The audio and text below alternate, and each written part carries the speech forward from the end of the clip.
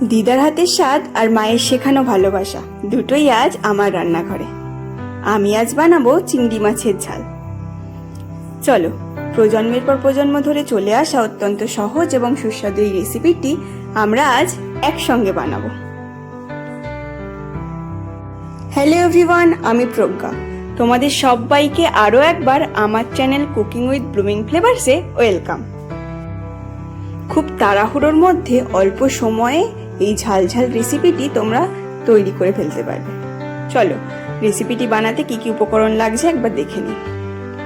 আমি এখানে চিংড়ি মাছ, টমেটো, পেঁয়াজ, রসুন, আদা, কাঁচা লঙ্কা, নুন, হলুদ গুঁড়ো, কালো জিরে, লাল লঙ্কার গুঁড়ো, কাশ্মীরি লঙ্কার গুঁড়ো, জিরে গুঁড়ো, গরম মশলা গুঁড়ো আর সর্ষের তেল ব্যবহার করব।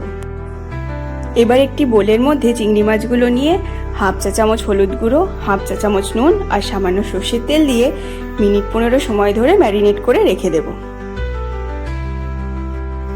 আমি আগে থেকেই টমেটো, পেঁয়াজ, আদা রসুনগুলোকে আলাদা আলাদাভাবে পেস্ট করে রেখে দিয়েছি, আর কাঁচা লঙ্কাগুলোকেও একটু মোটা মোটা করে কুচি কুচি করে কেটে নিয়েছি। এবার একটি প্যানের মধ্যে সর্ষের তেল দিয়ে দেব। তেলটা গরম হয়ে গেলে কালো জিরে ফোড়ন দিয়ে একটু নাড়াচাড়া করে দেব।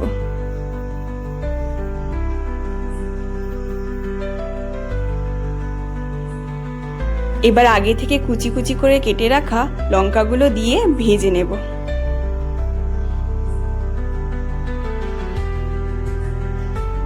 অর্ধেক ভাজা হয়ে গেলে তার মধ্যে আগে থেকে পেস্ট করে রাখা পেঁয়াজটা দিয়ে নেড়ে চেড়ে দেব। এবার 1 চা চামচ আদা রসুনের পেস্ট দিয়ে ভালো করে নাড়ব। তারপর টমেটো পেস্টটাও দিয়ে ভালো করে নেড়ে চেড়ে দেব।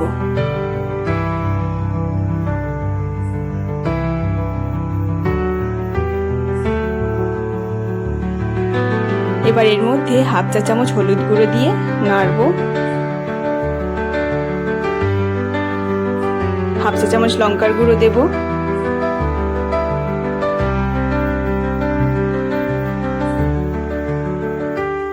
হাফ চা চামচ জিরে গুঁড়ো দেব।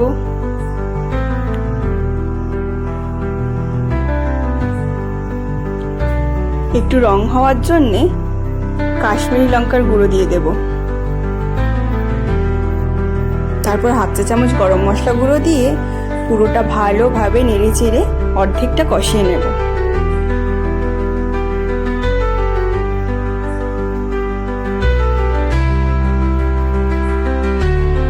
অর্ধেকটা কষানো হয়ে গেলে আগে থেকে ম্যারিনেট করে রাখা চিংড়ি মাছগুলো দিয়ে পুরোটা ভালোভাবে কষিয়ে নেব।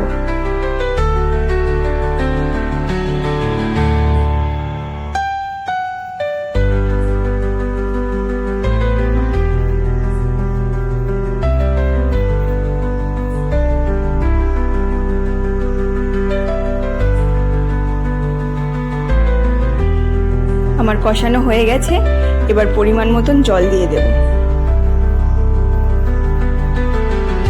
এবার একটু নেড়ে চেড়ে ভালোভাবে ফুটিয়ে নিলেই চিংড়ি মাছের ঝাল রেডি হয়ে যাবে।